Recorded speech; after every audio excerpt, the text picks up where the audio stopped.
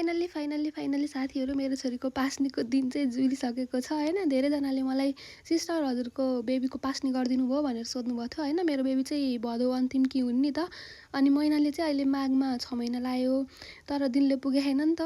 अनि बेबीहरूको यो गर्ल्सहरूको चाहिँ 5 महिनाभित्रमा गर्नुपर्छ भन्ने छ नि त। अनि यो माघमा चाहिँ 5 महिनाभित्रै छिन् के, त्यही भएर हाम्रो चाहिँ पर्सिको लागि लगन जुरेको छ। अनि मामुहरूले गर्नुभयो कि भएन, असोज भदौको मामुहरूले चाहिँ स्पेसल्ली गर्नुभयो कि भएन। अनि मैले चाहिँ अस्ति के भिडियो राखेको थिएँ भने मामुहरू मलाई पास्नीको ड्रेस देखाउनु न, हजुरहरूले कहाँबाट बनाउनु भयो मलाई सजेस्ट गर्नु न, राम्रो कहाँ सिलाइदिनुहुन्छ भनेर सोधेको थिएँ होइन।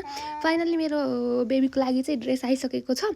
हजुरहरूले यो ड्रेस एकदम अहिले चलेको ट्रेनिङवाला ड्रेस हो होइन। यदि हजुरहरू हेर्न चाहनुहुन्छ भने देखाउनु भन्नु छैन, तर म त 100% ग्यारेन्टी दिएर भन्न सक्छु कि मैले सिलाएको ठाउँमा चाहिँ हजुरहरूले सोधेको जहाँसुकै सोध्नुहोस् 1000-1500 चाहिँ 100% कम छ क्या।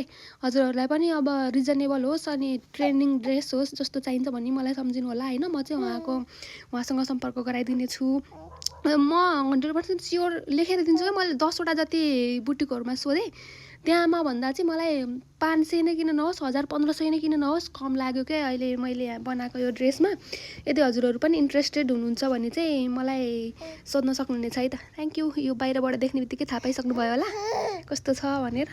म त एकदम एक्साइटेड छु। यो फेरि पास्नीको ड्रेसहरू चाहिँ नाप्न हुँदैन रहेछ होइन, नापेर सिलाउने पनि होइन रहेछ। अनि त्यही दिनमै लगाइदिनु पर्ने रहेछ क्या, अगाडि लगाइदिन नमिल्ने रहेछ। त्यही भएर चाहिँ मैले अहिले यसरी देखाइरहेको छु है त।